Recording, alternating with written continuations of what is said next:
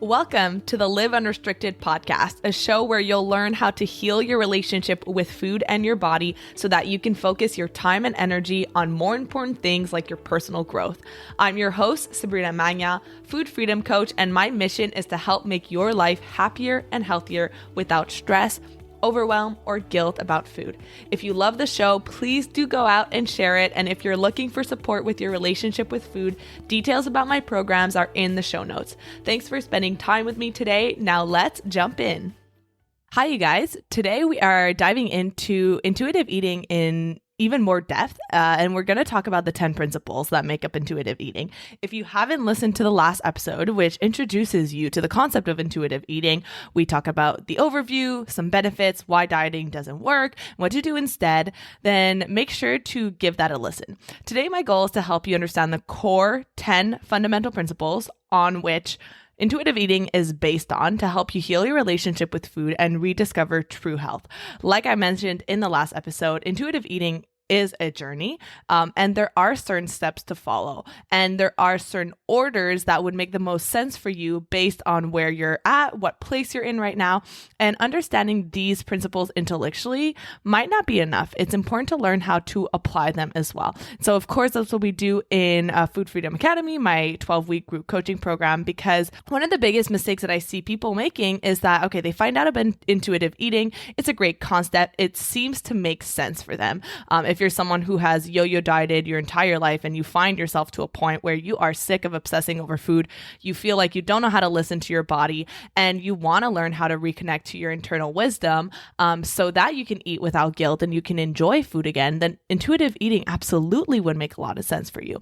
But what people do is that they'll read the intuitive eating book, they'll listen to podcasts, they'll absorb all of this information and understand it conceptually, but don't know how to apply it. Or people will have massive blind spots because when we are so stuck in our own lives, we have all of these blind spots. We don't know what we don't know. That's what I always explain to my clients. Sometimes we don't know what we don't know, and having that outside perspective to point out some of the language or diet mentality that is still really deep rooted within you can be so helpful. Because sometimes learning about intuitive eating conceptually, it's really like reading a book on how to play soccer. You can learn the concept, you can learn the theory, but you won't really know how to be a good soccer player until you get in the game and you make mistakes and you have someone to see what's going on, correct you, and help you get better. So a little bit of a recap from the last episode if you missed it. The reason why I'm talking more in basic terms when it comes to intuitive eating is because if you're new to this concept, if you're new to this podcast, then you want to make sure you have a really good foundation. So intuitive eating is an evidence-based holistic approach to health and well-being that focuses on letting go of external factors such as diet rules, counting calories, specific portions, and instead reconnects you back to your internal wisdom of hunger, fullness, a sense of satisfaction, what you're craving and why, and determines what feels good for you while also considering gentle nutrition. This framework is rooted in weight neutrality, meaning that it focuses on the value of health-promoting behaviors, improving body image, and fostering a healthier relationship with food regardless of weight and shape. What's interesting is that we're all born intuitive eaters. If we think about how babies and toddlers approach eating, they eat when they're hungry and they stop when they're full. It's normal for toddlers to eat a lot one day and a little bit the next day, or go through periods where they will only eat one food item or a very small group of food items meal after meal.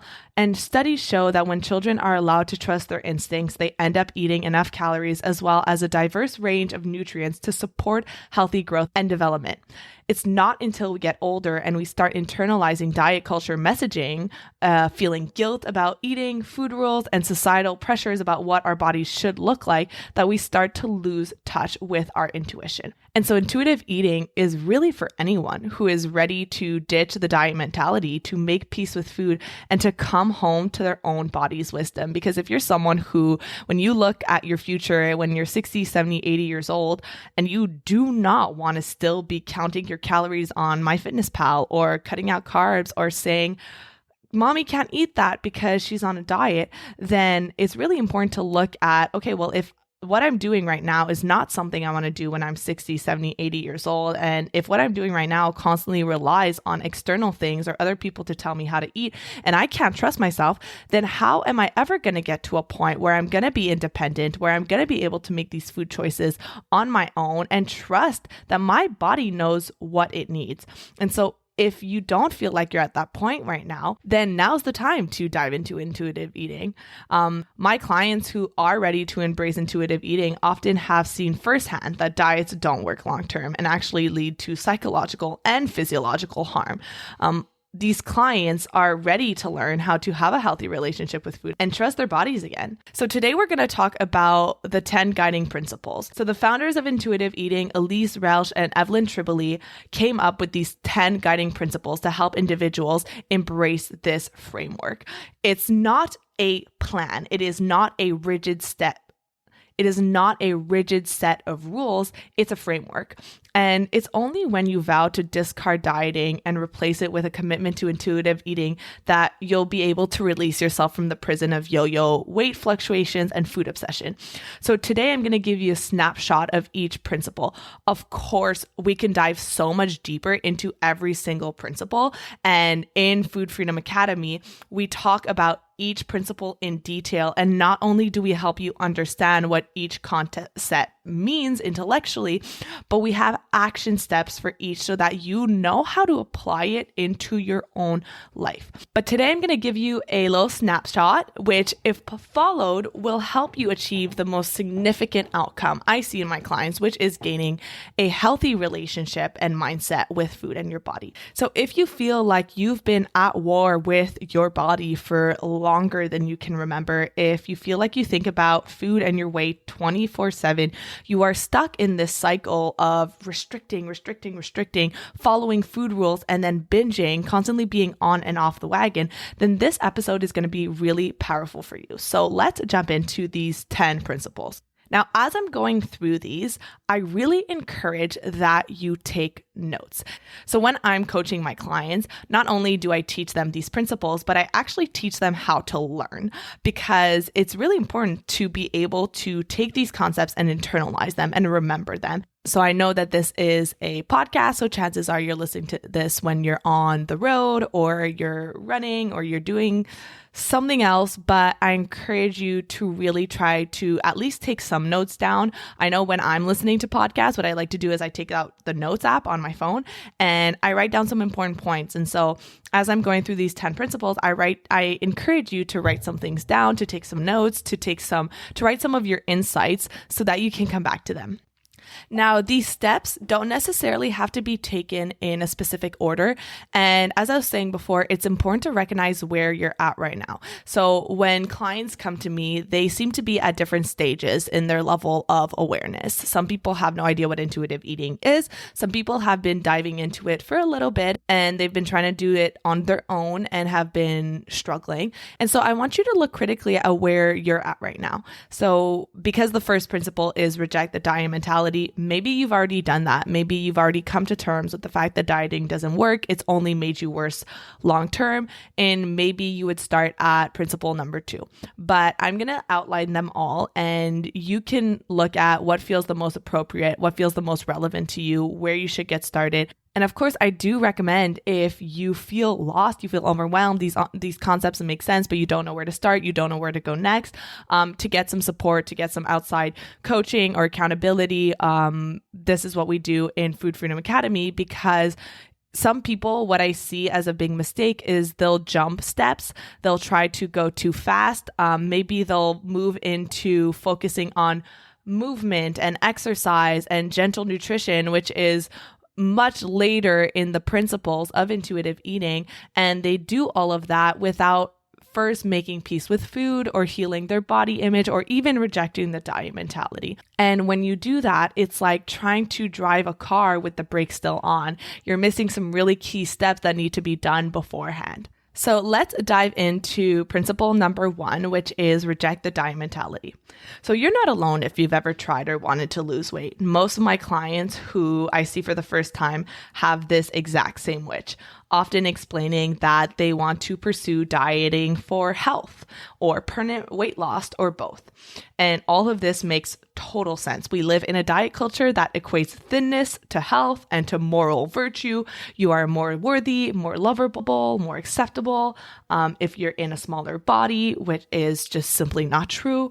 And it promotes weight loss as a means of attaining higher status, higher health. Not to mention that the weight loss and dieting industry is a $70+ billion industry and growing. So no wonder it's hard to challenge this mindset. But I want to unpack this a little bit further. So let's talk about dieting for permanent weight loss. We know from the research that dieting is actually the biggest predictor of weight gain in the long term, with studies showing that 95% of people who diet, regardless of whether they stayed on the diet or not, regain the weight back within 2 to 5 years. And additionally, up to 2/3 of these people, so up to 66% of these people, even regain more weight than when they started. So I often refer to the weight loss industry as one of the biggest gaslighters out there, as it's the only industry that can sell you a faulty product and make you feel like it's your fault that it didn't work. I want you to imagine bringing your car to a mechanic. It's broken, you bring your car to a mechanic, and after spending money there, giving your car there for a couple of days, so spending your time there, you get it back. And then within a day or within 2 days, it breaks again. You wouldn't blame yourself for breaking the car. You would blame the mechanic for doing a shitty job. But when it comes to dieting, we always blame ourselves. We have been taught that no matter how shitty the diet, no matter how unsustainable or unrealistic it is your fault because you couldn't stick to it. Now let's talk about dieting for health. There's a large body of research to show that dieting and weight cycling, meaning constantly losing and gaining weight, are some of the largest confounding factors associated with increased disease risk and all-cause mortality. So it is so easy to get caught up in the fantasy and the lies that the weight loss industry, but it might be really helpful to just reflect on your own experience with dieting. Ask yourself, did the diet really work long term? Because so many times we romanticize. I have so many women who come to me and they talk about their diet history and they tell me about Weight Watchers and how many times they've done it. And they'll say, the only thing that worked for me was Weight Watchers. And I ask them, well, how many times did you have to do it? And they'll say, well, I've done it 3 or 4 times, or the only thing that's worked for me is intermittent fasting. But they've done it time and time again. And when I look at that, the question really is, well, did it really work? Because if something was meant to work, then you wouldn't have to keep going back to it. If something was meant to work, then you wouldn't need to feel like it is a full-time job and project to maintain it. If something was made to work, you wouldn't be here right now. And that's the thing about the diet industry, is that if these things were meant to work, the diet industry would collapse because people would no longer be throwing their money at them every time that they fall off the wagon and blame themselves and think, well, I can't do this on my own, so I have to go back to the Weight Watchers. I have to go back to the Noom or Optavia or whatever plan that you've tried before.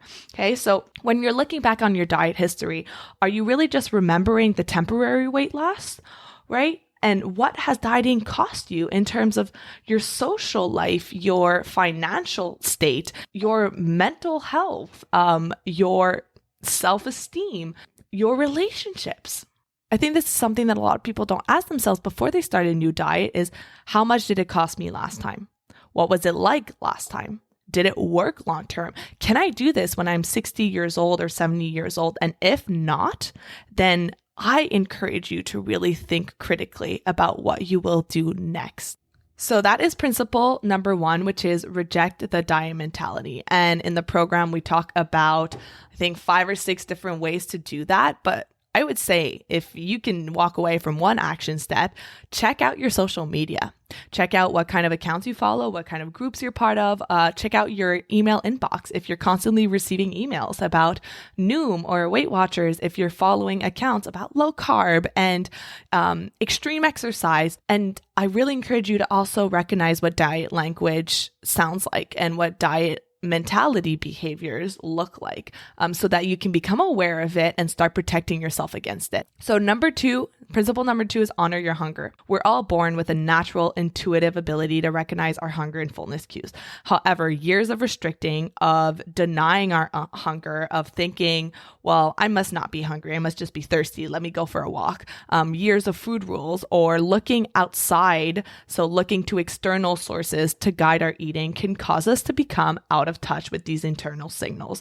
So this principle focuses on eating enough and often enough, more consistently, so that our blood sugars are stable, so that we are not getting to a point of extreme hunger, which is called primal hunger. We use the hunger scale in the academy to help people recognize where they're at on the hunger scale and recognize where they're getting too low. Because when we do get too low to that 1 or 2 on the hunger scale, where we are so hungry, I make this joke, we're so hungry that we would literally eat a chair. Of course, we're going to end up overeating. Of course, we're going to eat the first thing that we can get our hands on. And usually that will end up being something high in sugar, high in carbs, because our bodies are extremely smart. And it knows that sugar is the quickest source of energy for your body. And so these cravings that you have for these foods is not because you're addicted to it. It's not because sugar has an addictive nature to it, which we can do a whole other episode on sugar addiction and the myth about it. But when you are eating consistently enough, when you are eating enough and you are giving your body stable sources of energy, then your body is able to function at its best. So if you feel out of touch with your hunger cues, learning how to use the hunger and fullness scale can be extremely helpful for you to get acquainted with some of your more subtle cues of hunger. So principle number 3 is make peace with food. This one is huge. If you're someone who feels a lot of guilt, a lot of anxiety, you label foods as good or bad, and you feel like food is the enemy. You kind of have like that love-hate relationship with food. Then this principle is huge. It means allowing yourself unconditional permission. Unconditional, like a very big emphasis on that word. Permission to eat all foods. So what does unconditional permission mean? It means removing morally charged labels from food and no longer demonizing certain foods while elevating others. For example, putting salads on a pedestal or putting kale on a pedestal and then demonizing things like sugar or sweets or carbs. This is important because we often describe how restriction fuels intense cravings and overeating. By the way that I describe it is this bow and arrow.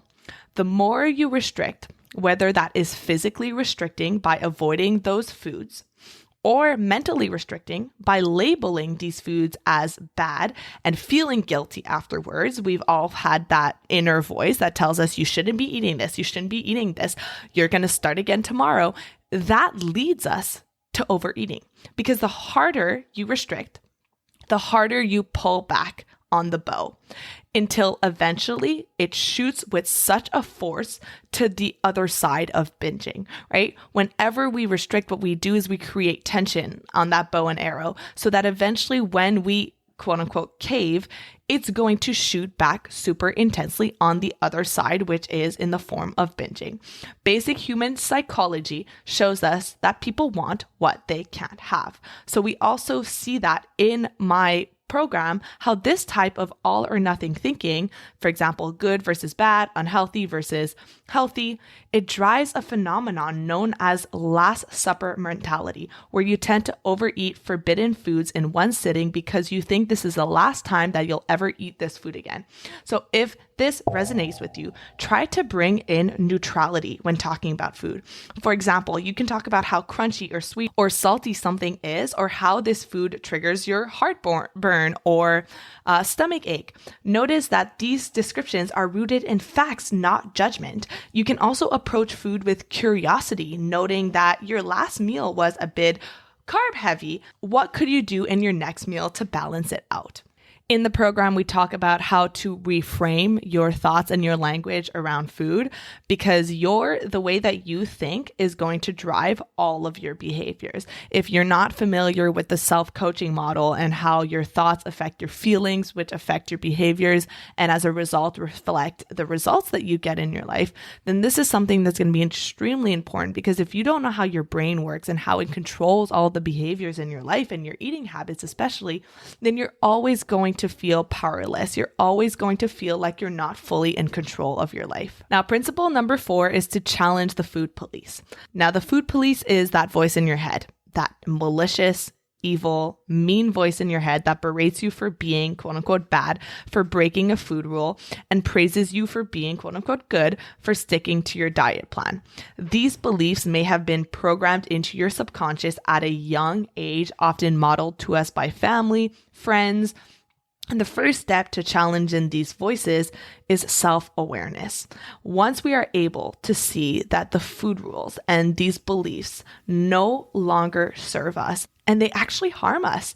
We think that if we're being hard on ourselves, if we're being judgmental about our food choices, then we're more likely to quote unquote stay in control or to be better.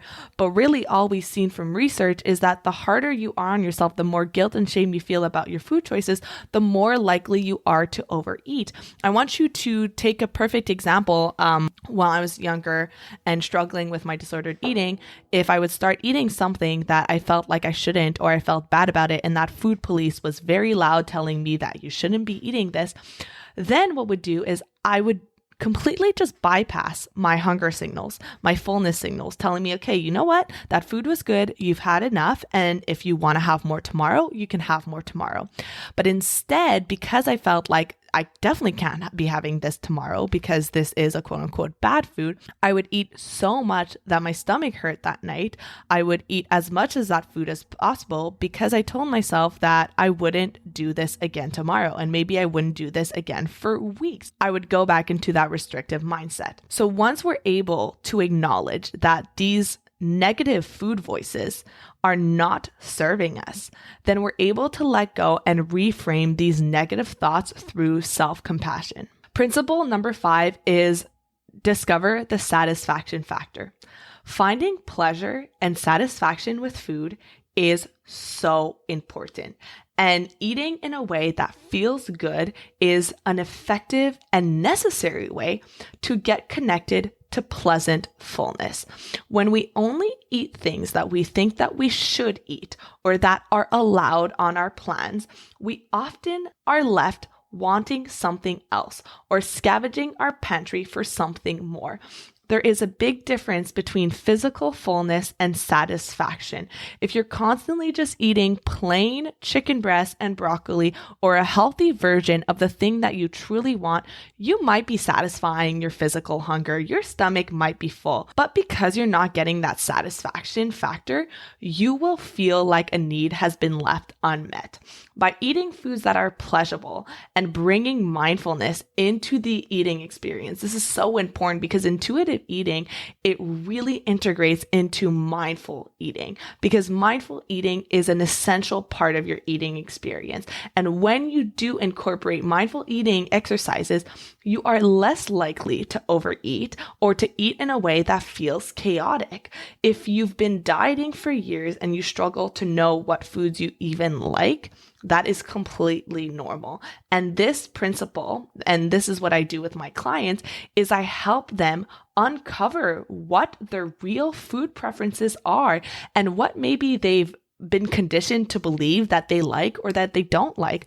A classic example is that one of my clients, after doing some of my mindful eating exercises and implementing the tools to discover the satisfaction factor, these Twinkies that she thought that she loved. She thought it was her weakness. She couldn't control herself around it because the second she had one bite, she would end up eating 10. When she actually went through these exercises, she realized that she actually doesn't like the taste of it, that it wasn't that good.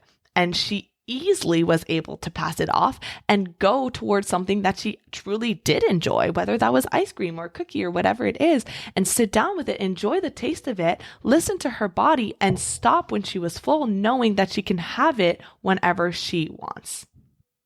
Discovering the satisfaction factor is going to help you understand the point where you are pleasantly full and satisfied, but not lethargic or in physical discomfort. This is something that pretty much every single one of my clients struggled with when we started working together, was not being able to stop when they're full, not being able to leave food on the plate. Maybe you grew up with the clean the plate club mentality where your parents told you that you had to eat everything on your plate or else it would be wasted, regardless of what your hunger and fullness cues said.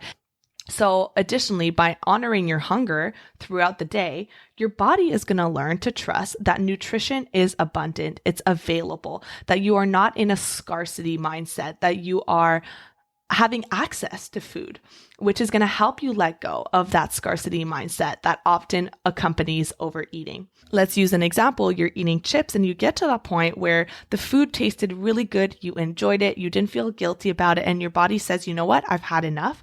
When you no longer feel like you've done something bad or you're scarce or you won't be able to have it tomorrow or that you'll feel guilty if you have it tomorrow, then you're able to know, okay, you know what? That felt great. That was a lovely eating experience. And I can stop knowing that if I want it again in an hour, I can. If I don't, that's okay too. If I want it tomorrow, I can. If I don't, that's okay too. You want to move into that abundant mindset in order to be able to stop eating at a comfortable fullness.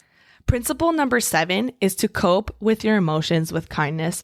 Emotional eating is something I have a full module on in Food Freedom Academy because this is a huge side effect of dieting. Discovering why you might be eating is an important part of healing your relationship with food. If you realize that you might be eating for emotional reasons, I want you to know that that is okay. I think one thing that people get wrong is they think emotional eating is something that we need to completely get rid of. It's something that we need to demonize. And I'm not in that camp. I am someone who truly believes that you are going to eat emotionally. Everyone does. It doesn't matter how pro of an intuitive eater you are, you will eat emotionally at times. It's okay. It's normal to cope with food at times. However, what I explain to my clients is that it becomes problematic when it is your only coping mechanism, when it is your primary coping mechanism, and when it is accompanied by guilt and shame, and it leaves you feeling worse off than when you first started eating. A really good example that I use is that I sometimes emotionally eat. And when it does happen, I'm able to recognize it right away. You know what? Right now I'm feeling stressed and I'm turning to food. And when I'm able to bring awareness to my patterns, I can make the decision on if I want to follow through. I'm stressed, I'm turning to food, and that's okay. In this moment, this is what I need. I am going to emotionally eat. I'm not going to feel bad about it. Perhaps this is what I want to do right now. I'm bringing intention into it. I'm bringing awareness. I'm bringing consciousness so that when it's done, I don't feel like this happened out of my control. I don't feel like I slipped into it. I don't feel bad. I know that it happened. I know that it was a choice that I made. And I also know that that's okay. It can be one of my coping mechanisms. And truly, it's not one of my primary one. It doesn't happen often because I have learned how to cope in other ways. And this is something I help my clients with. We create an emotional toolbox so that they learn how to cope and how to feel their emotions in more productive and helpful ways. But what I want you to take away from this is that food is emotional. It is going to provide comfort and pleasure. And if we try to separate emotion from eating, we only choose foods because of their nutrients, then you will keep craving foods that provide this pleasure, this emotional satisfaction. Oftentimes, when we feel that we are emotional eaters, the first thing we want to check is that we are allowing enough pleasurable foods to satisfy the emotional rule of food and eating enough food to satisfy the biological role of food. And if you're someone who might be emotionally eating often and you say, you know what, I'm definitely eating enough pleasurable foods, but you're doing it from a place of guilt and shame, then you're not getting the satisfaction factor. You might be getting it temporarily, but afterwards it is flooded with a wave of negative emotions. And so the entire experience is tainted by that. So like I was saying before, when I do choose to emotionally eat, I choose to be present. I choose to be aware of the foods that I eat. I choose to really be intentional about it. And there are no negative emotions that come out of that. But like I said before, if food is being used in place of other coping tools, it can stop us from finding an effective way to manage and cope with emotions. Emotions are just a vibration in your body that is felt through internal sensations. Perhaps it's a stomach ache or a weight on your chest or a shiver down your spine or whatever it is that you might be feeling when you feel stressed or lonely or bored. It can feel heavy. It can feel overwhelming. But intuitive eaters explore not only their internal eating cues, but other self-care and emotional cues as the best way to support their bodies. And so that they recognize the wide range of emotions that you feel on a daily basis instead of just sad, stressed, mad. And once you recognize what emotions you're feeling, then you can develop productive coping mechanisms based on that specific emotion. Principle number 8. And I hope that you guys are still taking notes and writing these things down. Principle number 8 is to respect your body. This principle centers around accepting your body and your genetic blueprint. This is honestly a huge part of the work that I do, which is body image work, because as I've been doing this for years and I've really deconstructed where these food and eating issues come from, it is rooted in body image. It's really important to understand that body diversity exists. It is normal. It is human. Despite what media or social platforms say, only portraying bodies that make up 1% of the population, bodies are going to vary. And the same way that when you go to a dog park and you see a golden retriever or a poodle or a chihuahua or a pit bull, you don't base their worth or their value as dogs on their bodies. You don't discriminate against the bigger dogs. You acknowledge that dogs are going to have different bodies. That's normal. It's part of their nature. We have to do the same thing with human bodies. And I just want to note that this isn't about toxic body positivity, right? Body positivity is not a prerequisite for treating your body with dignity and respect. You do not have to love or even like your body to take care of it. I encourage my clients to start with body neutrality, which is the idea that you can exist, you can be worthy, you can have self-love, you can respect yourself without thinking about your body at all, either positively or negatively. The same way that when you have a bad hair day, you look in the mirror and your hair just looks wild. You don't let it ruin your day. You don't let it ruin your mood. You don't let it affect you in such a heavy way. The same goes for your body. Learning how to not let a bad body image day ruin your mood or affect your eating habits or affect the way that you feel about yourself. I'm definitely going to be doing a few different trainings on body image because this is something that is going to be a journey. I don't expect you to hear one podcast or even 5 podcasts or read an article about body image and instantly feel better about yourself. It's something that we need to get to the root cause of where this all started for you. We need to address the subconscious beliefs, the subconscious thoughts that you hold about bodies, about other people's bodies.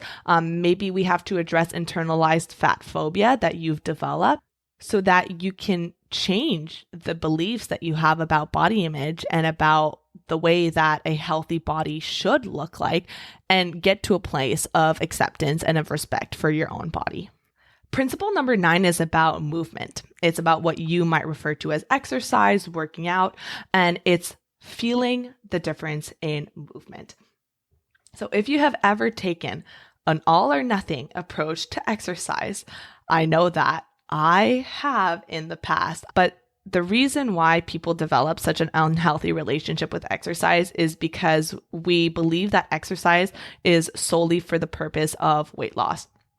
Our relationship with exercise can either swing to one side where we are over exercising or we're using it to compensate for our eating mistakes. So if you've ever had a really large meal and told yourself the next day, I'm going to go to the gym, I'm going to exercise harder to make up for it, to burn it off. And this is the kind of language that gets normalized. This is the kind of disordered language and behaviors that people just say on a day-to-day basis. People who you might think have a perfect relationship with food in their bodies. They might be thin, but if you're constantly hearing people say that, oh, I've had a donut, so don't worry, I'll go to the gym tonight to burn it off. That's not how it works.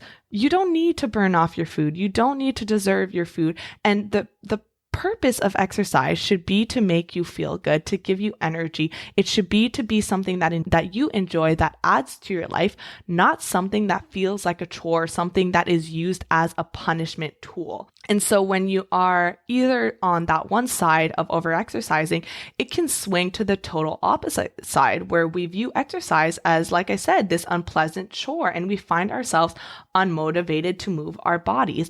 The importance of intrinsic motivation versus extrinsic motivation, doing something because of intrinsically how it makes you feel and how you enjoy it, instead of extrinsically, I'm exercising to lose weight.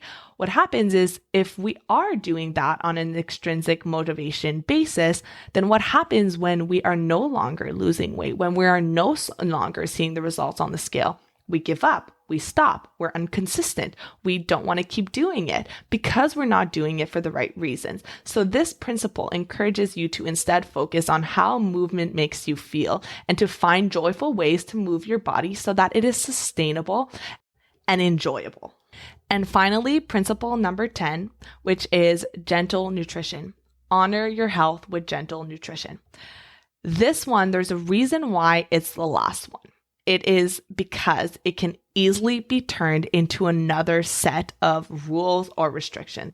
When I'm working with my clients and we get to that section of gentle nutrition, I do a thorough assessment of where they're at in terms of their mindset, in terms of their body image, of their relationship with food, of their relationship with exercise, of their habits, because I want to make sure that we don't jump into gentle nutrition too quickly and undo a lot of the progress that we've made. Because it's once you have developed a attunement with your body's internal signals where you can trust your body again. You know what feels good and what doesn't. You know what you prefer. Then we can bring back external knowledge to support our food decisions. The thing about intuitive eating is, yes, of course, we focus on internal knowledge. We focus on what feels good and what doesn't, but it doesn't disregard health. It's merging that internal knowledge with external information. When you are an intuitive eater, you are so trusting in your body's messages as your number one guide that you can take in food knowledge and you can use that in a helpful way to support you in getting a variety of nutrients or meeting any health or movement goals. It's important. I know when I was struggling with my relationship with food, I absolutely could not have started there because I needed to actually learn less about nutrition. I needed to zoom out and to stop focusing on calories and macros and meal plans. I needed to reconnect with my body before trying to use food knowledge.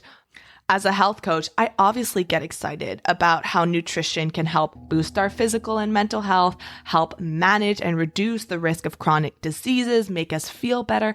And personally, as an intuitive eater, I genuinely do eat relatively quote unquote healthy, what people would consider healthy. And I'm doing it from a place of genuine desire to eat that way because that's what makes my body feel good. And I know that having a good balanced meal, I know know that prioritizing protein and balance, having carbs, fat, and protein at every meal as much as I possibly can, incorporating vegetables and fruit and fiber, all of this makes me feel my best.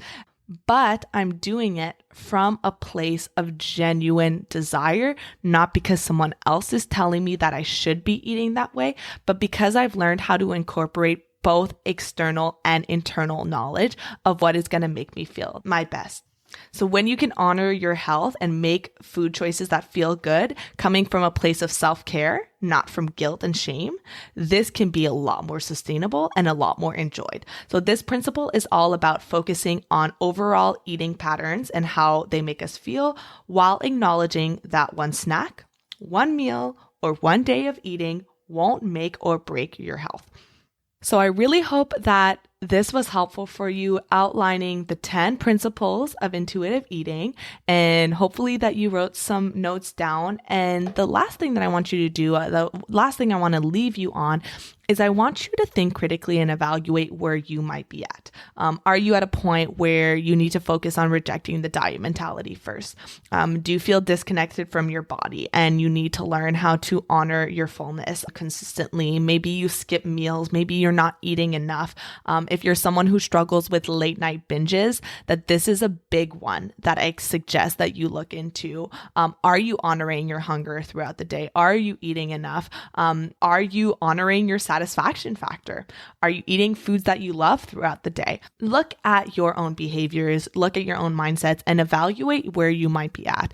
And of course, if you are looking for some support, if you don't know where to start, if you're looking at all of these different issues and you don't know how to make order out of it, then I would be happy to help. You can shoot me a message on Instagram. Let me know what you're struggling with, and I can help you, guide you to tell you where might be a good place to get started. So you can find me at Sabrina Manuel Health. So I really hope that this was valuable to you, and we will be diving a little bit deeper into all of these concepts and giving you practical applications.